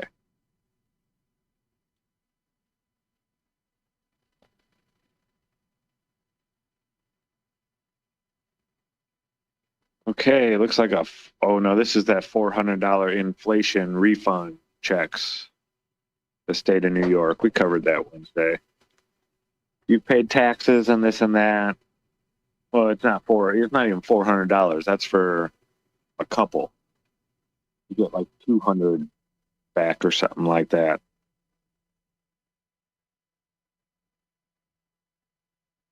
Two words you need to help you push back at work. No is one of them. Yeah, saying no to a boss can feel impossible. You know, I used to have that issue a lot. I still do. Telling my boss no. Now, doesn't bother me at all. Doesn't bother me at all.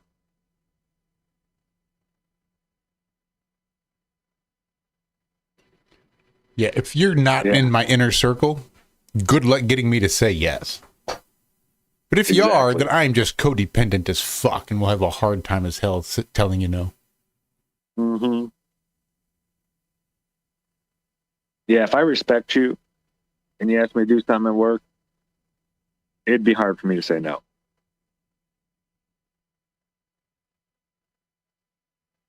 It depends on what you're asking me to do. Yeah, I had it off with I was in my early 20s. I was in a union, right? So a lot of times first shift wouldn't get any shit done. We'd come in and they'd be like, hey, we got to stay over till so-and-so. Or we got to stay over till it gets done. Well, the first couple times I just went with it, right? Well, then I went through, because I was in a union. They have to give us 24 hours notice if they are going to change our shift the next day. They can ask us to stay over and get it done. But there is no mandatory, you have to stay here and get this done. And I had brought that up to them. And the next time comes up, be like, hey, you guys got to stay here till blah, blah, blah. Told them, no. We had this conversation. You can ask us to stay, but no, when you come out and tell us, and I went home at 11 o'clock, they all stayed till 1, get it done. But after that, he started asking us.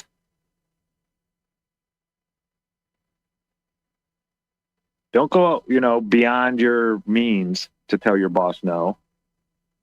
But if you definitely have the right to say no, and then after that, everything changed. My whole thing about work changed, right? And him too. I got a lot of respect from doing that. Every time after that, Gary'd come up, hey man, would you guys be willing to stay over a little bit later tonight to get something done? In a nice voice and this and that. No more, hey, you guys got to stay till this is done. Blah, blah, blah, blah. No. Yeah, make people treat you how you want to be treated. Not out of force, but out of their necessity to get you to do what they need you to do. What you will allow is what will continue. Mm-hmm. And me and him got along great after that. It wasn't like he held a grudge against me or this or that. He knew exactly what I was doing and why I was doing it, and he respected it.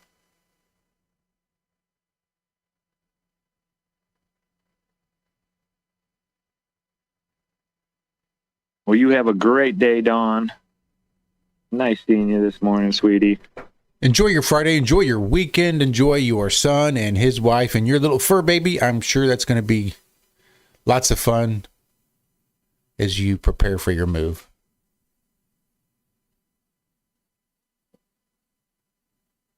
If you look after your workers, they look after you. That's right, Chilster. Man, my crew loved me. Probably because, I'd turn the machine up so we could take half-hour breaks and all that kind. But they would, they had my back. If something happened and this and that, they didn't go and hide it from me to where I got in trouble because they knew that I was going to take it. Hey, this happened, blah, blah, blah, blah. Sorry, won't happen again. I don't throw them under the bus, and they wouldn't throw me under the bus. Yeah, good working rapport with your workers it's important. Like right now, we got to, hopefully I'll just be on this crew for a while. We're all older guys. Like all three, one's a Marine, he's in his 60s. And me, and we don't, the Marine was like, he's in his 50s. I think he's 54. But we're from a different era. I don't know what it is about these young 20-year-olds around that age. We are different. It's just, there are a few younger guys that, we would call normal. But for the most part, a lot of these younger guys are just more feminine,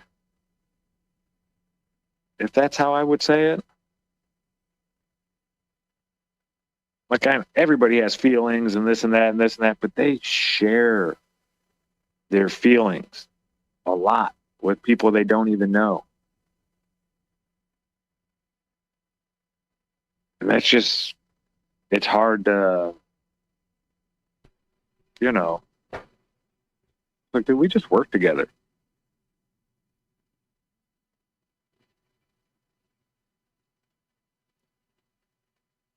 Damn girl. But there are some young guys that give me hope.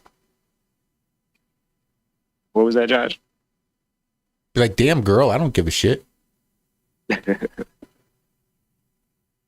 70s babies are built different, David. We just were. And 60s.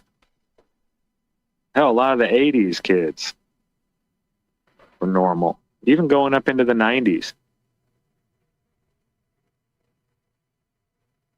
Well, we still had that conflict of the feminine against the masculine.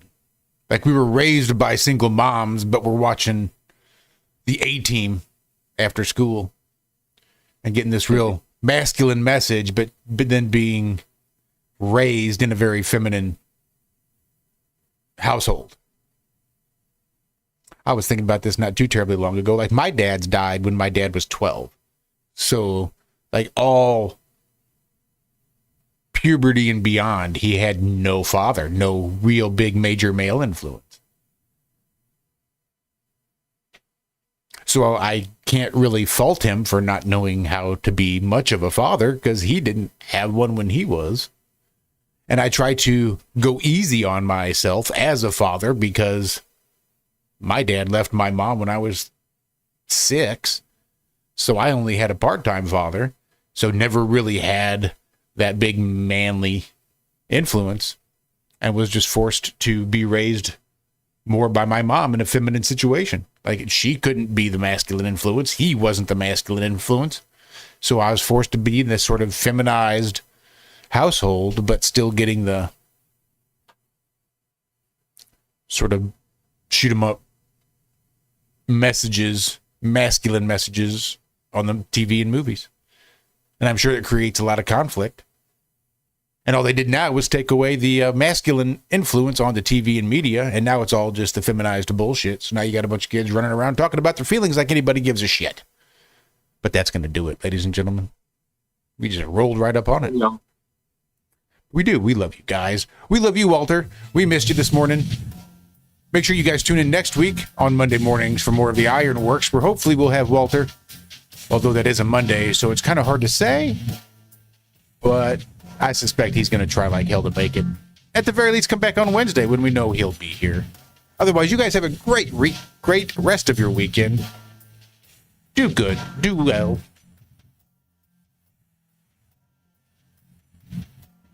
We love you. Sorry, I just got totally thrown off. We love you. See you then. Bye-bye.